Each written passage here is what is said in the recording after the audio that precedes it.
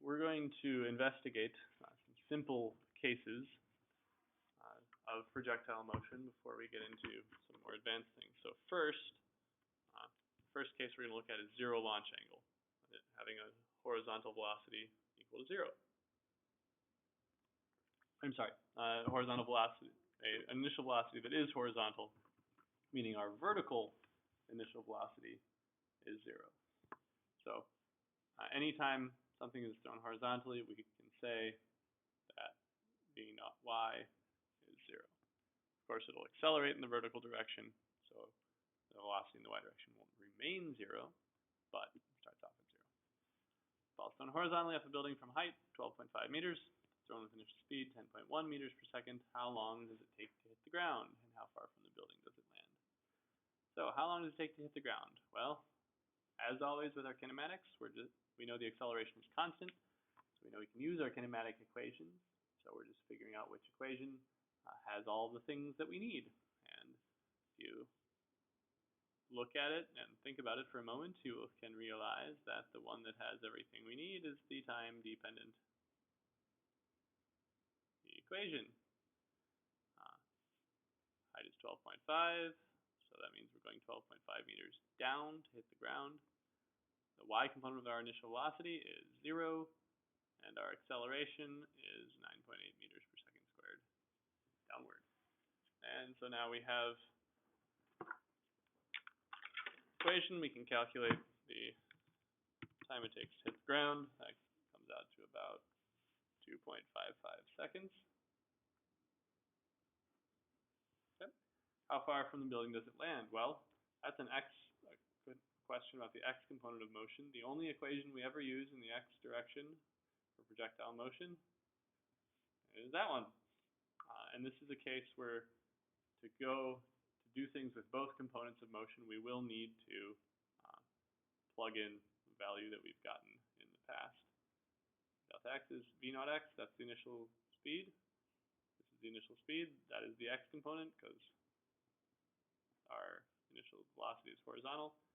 And we should plug in stored value for time, so multiply that by 10.1, and our horizontal displacement comes out to about 25.8 meters. Yep.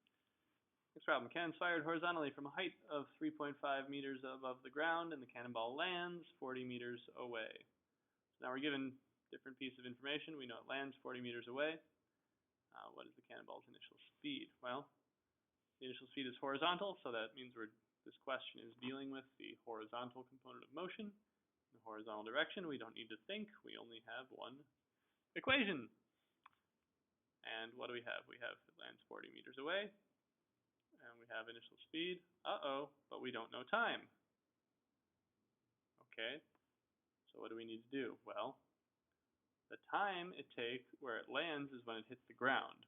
Hitting the ground is a height, which means that to find the time that happens at, we need to go to the horizontal component, or the vertical component of motion. And to find the time, we will look at the time-dependent equation. Height of 3.5 meters minus 3.5 equals v naught y is 0 minus 1/2 times 4.9, or times 9.8 gets us 4.9. So we can find the time, just like we did in the previous problem. 0.714 or something. And then we can calculate our initial speed by plugging that time in over here. So we take 40 divided by that. And we get that our initial speed in the horizontal direction is exactly 56 meters per second.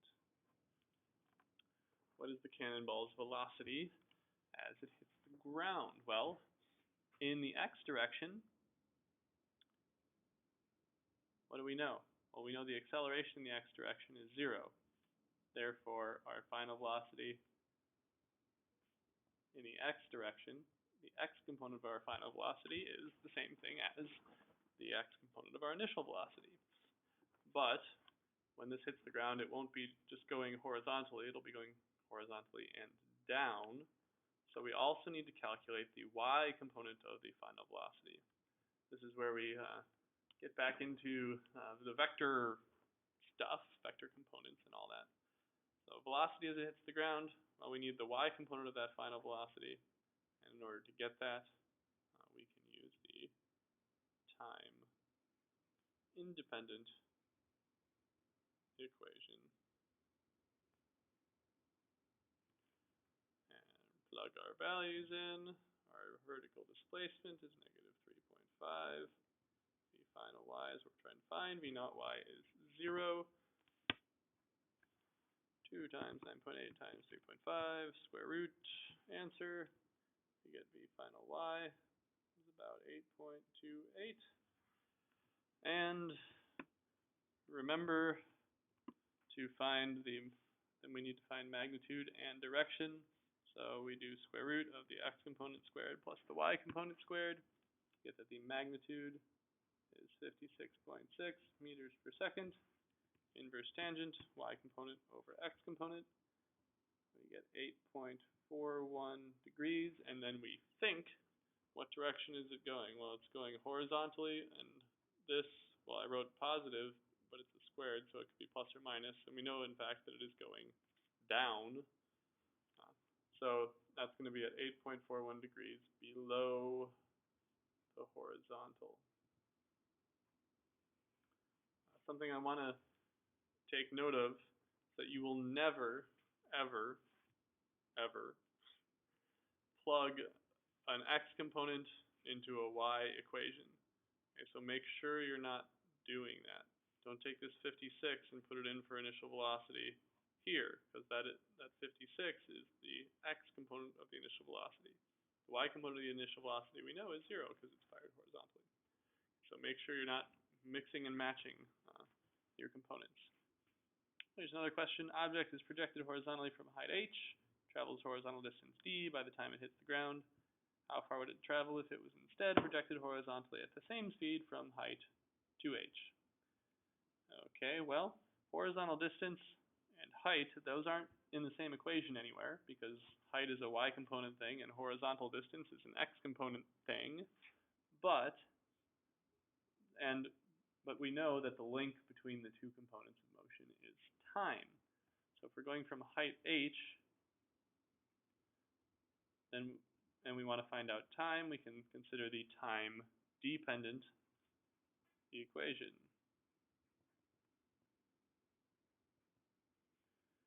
And we know we're going from height h, we know our initial velocity in the y direction is 0, and we know our acceleration is g. And I'm using down as positive in this case.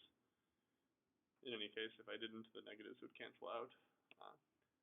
So we can see that this relationship exists. Therefore, we know that time is equal to 2h over g square root. And then if we consider horizontal distance, that's equal to v naught t, which is equal to v naught square root 2h over g. So we can see that distance is proportional to square root of h. So if we double h, distance gets multiplied by a factor of root 2.